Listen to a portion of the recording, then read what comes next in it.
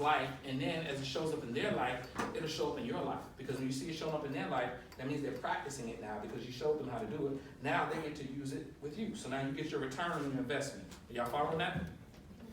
And like I said, this is not limited to any specific type of relationship. This is for all healthy, successful relationships. All right? Communicate with caring.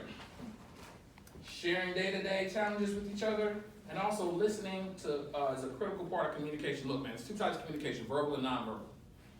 I know who's locked into me right now without nobody saying a word, because your body language is telling me everything I need to know. I think that's called nonverbal communication. Everybody say nonverbal? Nonverbal communication.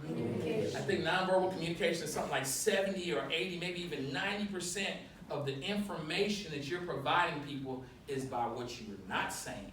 It's by what you're doing. And what you're doing and how you're doing it is telling a very clear message, is communicating something, okay? Now, at the same time, also what you're saying, listening. Can you get to know anybody without listening to them? Yeah. Even if you fall in love on one of them Instagram or Facebook relationships, you still you might not be hearing them with your ears, but you're hearing them with your eyes and your mind, right? So you're still listening. It's a level of attentiveness. It's called active listening. You really need to pay attention, be able to quote facts back. I let people know you're interested in what they have going on, that you actually really care enough. It don't cost you nothing to pay somebody some mind. Are y'all following me? It costs you nothing to pay mind to somebody. But the dividends in the long run will get you to places that you never dreamed of, because now you're developing a relationship because it shows them that you really care. See, people don't care how much you know till they know how much you care. Y'all following that? Because you gotta have a lot of people that have a lot of stuff and all of these wonderful bells and whistles in life, and they'll be able to tell you everything you want to hear, give you anything you want to have, you'll be able to purchase anything you want, you can give stuff to everybody, but stuff really doesn't matter as much as when it comes from somebody you know actually cares about you. Okay, I got this because he or she was listening to what I had to say about this. They were paying attention. They know what I actually like. This wasn't random. You like blue and your old lady buy you a purple shirt. You like, whoa, hold up. Wait. You like Jonas, he insists on taking you to Burger King. Come on, dog. You understand what I'm saying? You're not paying attention. Pay attention, listen attentively, get those details, find out what's important to them. Make what's important to them important to you. When you do that, they know you really care, and your relationship will go to a wonderful, wonderful place. Oh, y'all homeboys, all right? Hey, look, we playing Call of Duty because he want to play Call of Duty. But you're like, I hate that, I want to play Fortnite. You see what I'm saying? You know, but you're like, yo, I keep telling him every time we come hang out, he keep want to play the same game. You know, he's not paying attention. What's going to happen after a while? You're going to stop hanging out with him because you realize he ain't paying attention to you. Young ladies, y'all are talking about hairstyles, or y'all are talking about fashion or something in pop culture. Y'all are talking about Cardi B, and you're like, yo, I already told her I don't do Cardi like that. You see what I'm saying? You know, I'm a Nicki fan. Well, while you sharing that with her, if she keeps talking about Cardi, that begins to rub you, you know what I'm talking about too, that begins to rub you the wrong way, doesn't it? Because you're like, she's not listening to me. She don't pay attention to nothing I say. You see what I'm saying? So pay attention by listening, and then it'll show up in what you're doing, and it'll be a nice little continuum going on where y'all are learning about each other and communicating effectively. And last, be happy with yourself, man. Dear God. Look, y'all, Alexander the Great conquered half the known world. Hannibal conquered half the known world. You know, you had all these great people, all these wonderful generals that conquered almost all the world. They didn't even have the internet. Think about that. Wrap your mind around that. These people, you got, Mansa Musa, richest man that ever walked the face of the planet. Who? Mansa Musa. Look him up. Dr. Jewel on your empire. Check that out. Mansa Musa. Yes, sir. King of Mali. Yeah, man. Richest man that ever walked the face of the planet. King of Mali. He would go around, black king, he would go around just giving away.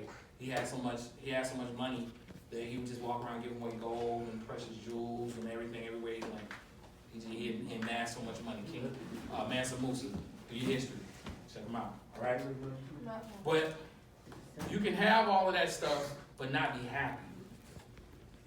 Happiness is a state of mind. You can be in a bad situation and still choose to be happy. Nobody got it perfect. Long before I was Dr. Lewis, long before I had the stuff that I have, hey man, I was just a bad kid from Southside Jamaica, Queens. That they had sent to a psychologist because they thought I was crazy. I wasn't crazy, I was just bad. I needed structure. Moved down here to the South. Moved to the house my mother was born in. Just looking at them during the winter, it was warmer outside than it was inside because they didn't have no insulation. But we chose to be happy. Moved to the project, stayed there till I almost left high school, like halfway through my junior year. But I chose not to let any of the surroundings, I grew up, I'm gonna give y'all, paint y'all a real picture. Y'all ever seen Get Rich or Die Trying? Yeah. I'm sure. With the 50? All right, first of all, one of my homeboys is actually the NG unit, but they're friends or whatever, but he became a Christian rap artist. He actually performed Jimmy Kimmel and everything. He was in the process of growing up, he found Christ, changed his life. But I grew up in New York during that time when crack was king. We went to sleep, y'all listen to crickets at night, we went to sleep listening to gunshots and sirens. And when I was younger, I chose to let that affect me. I was a very angry child. Parents divorced. Growing up with my grandparents. Mother's never there because she's always at work.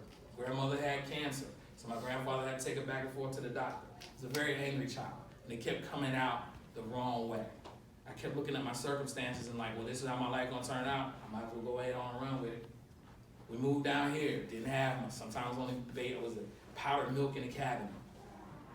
Had to make it through. But it was when I shifted my mind to look at what God gave me and chose to be happy that the trouble stopped and the success started almost overnight. Your focus determines your feelings. Your feelings become your reality. There's no way around it. This is where this be positive comes from. I'm gonna sit this right here while I'm sharing this with you. It's a continuum, and it even goes back to the Bible. You'll hear about it. There's a movie called The Secret. You hear a lot of people talk about the power of positive thinking and all this other stuff. This stuff is real. It's called the law of attraction. It's very real.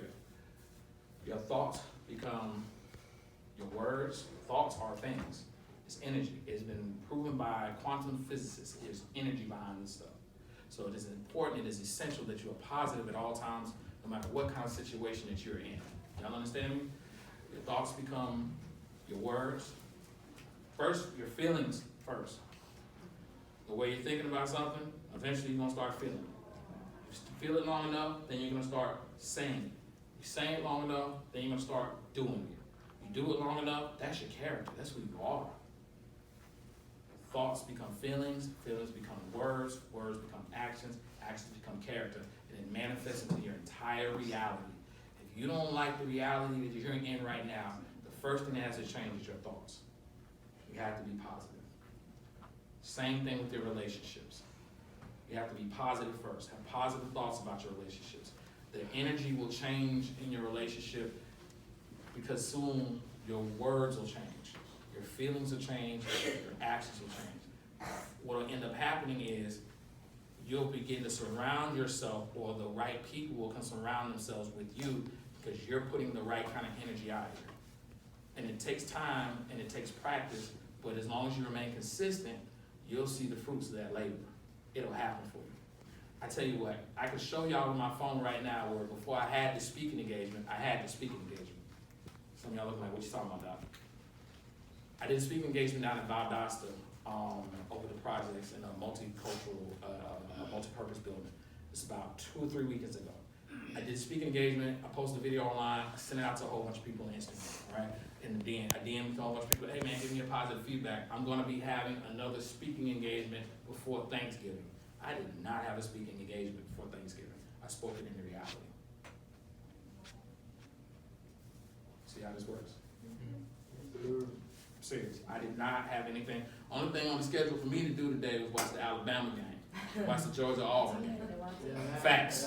That's all I was planning on doing today. So, but I'm focused on developing my brand, expanding my career into a different avenue, so I had to think something different. And once I felt it and said it and put it out there on Monday, this was 2 weeks ago I made that statement. I can show y'all in the DM where I told people 2 weeks ago that I was gonna have another speaking engagement before Thanksgiving, right? Monday was when Mr. Leon stopped me over there at McIntyre Park Middle School and was like, hey Doc, what you doing this weekend? I said, man, he said, I got another speaking engagement, can't make it to the Boys and Girls Club, would you like to fill in for me? Cool. Same thing happens in your relationships. Get a directive for your relationships. Get a plan for your relationships. Set boundaries in your relationships.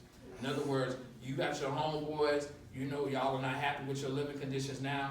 You want to be businessmen. Y'all need to start planning right now what you want to do when you get grown. Get a plan for it. Y'all focus on it. Y'all speak it. You don't divert from what your plan is. And eventually, as long as you're working toward it, it'll happen. Same thing, young ladies. Surround yourself with a group of wonderful, wonderful women who are trying to do something positive for themselves and be that agent of change in the community. And as you're speaking that, you'll start seeing your people that surround you will change. Because you'll have people who don't want to be bothered with that. They won't say it to you, but that's what they'll feel inside. Then nonverbal communication will communicate that with you because they'll separate because you're talking about something different. You have a different trajectory in life. You're headed someplace different. And so you'll begin to attract people to make up for the people that you lost. And your boyfriend-girlfriend relationships. And as you get older, my man, my lady, my husband, my wife, and those relationships right there, people can feel energy. They can feel your thoughts. So when you're negative, whether you're there or not, they can feel this stuff, man. And the closer y'all are, the more they can feel it. I mean, and I'm not saying closer you are physically. This person can be miles away, and they can know something is wrong when you get close enough to them, when y'all are tied enough, all right? When y'all spirits are tied close enough. So what you want to do is you want to make sure you're as positive as possible. Young brothers, get a vision for your life, man. That way when you run, he who finds a wife finds a good thing, takes favor of the Lord. Get a vision for your life. That way when a young lady runs into you, when you find a young lady that you want to make a wife, that she's prepared for something like that, you got a plan. You got a plan. You know where you're going. Young ladies, prepare yourself for stuff like that. It's a two-way street. Be positive about it. So if he's positive, he wants to be a husband. She's positive, she wants to be a wife. Eventually, them paths are going to cross. Because they're doing certain things that are putting them in certain spaces. If he wants to be a good, faithful man, is he going to be in the club? No. If she wants to be a loving, kind, nurturing woman, is she on the phone all the time spreading gospel in rooms? Nah, she's someplace being productive. You see what I'm saying? Eventually, paths will cross. Y'all got it? All right, I just want to share that with y'all, man. I don't know how much time we got left. You can cut the video. You stop.